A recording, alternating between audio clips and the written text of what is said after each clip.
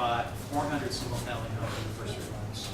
So I mean, when you're getting this much traction occurring, I think it should tell you something, right? If these guys are doing it, don't you think these guys know something about money? Right? Demographics, certain areas, stuff like that. Creating cash flow today to get capital appreciation tomorrow. Let's see. All right, so we have an overswelling bond market. We have big moves by hedge funds buying property, that sort of thing, right? You guys not see that we might be headed towards another boom, expansion? See what I'm saying? If you put $8 billion into the bond market, hey, did you guys notice that the stocks went way up and bonds took a hit last week? Did you guys notice that? Do you know why it happened? No, someone opened their mouth. That's what happened. That's the truth. Because the policy did not change. The Federal Reserve is still pumping $8 billion a month into the bond market. But somebody, i.e. Mr. Bernanke, said that, oh, maybe we should start putting money in the bonds market. That's all he said. And it made the markets go all crazy. Stocks went way up. Yeah, just for that one little statement. You see what I'm saying? Fear and greed, right?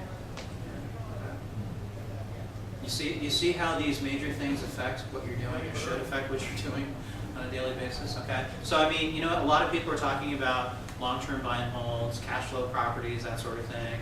You know, me and my partners, we own hundreds of properties in Indianapolis. Out there, that's our target market. It's my target market for positive cash flow rentals, because we can get houses pretty cheap out there, renting for $600-700 a month.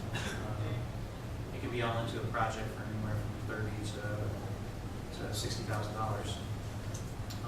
B-class rentals, you know, so that works pretty good, and they sell for a whole lot more too. B-class rentals out here.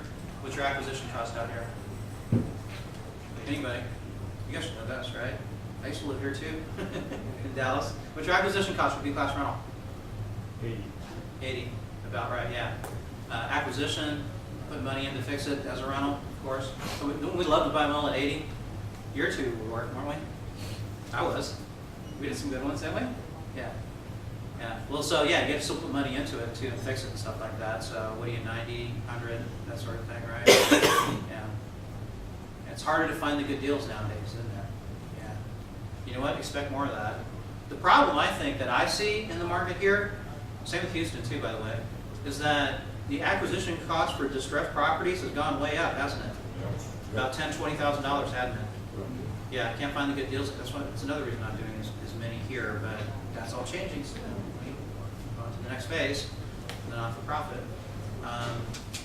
That's a problem, but the bigger problem is that the fair market value of the ARV on the other side ain't doing crap, is it?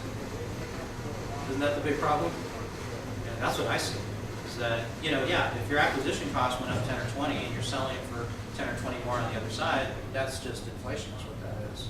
But if you're looking at a constricting market, less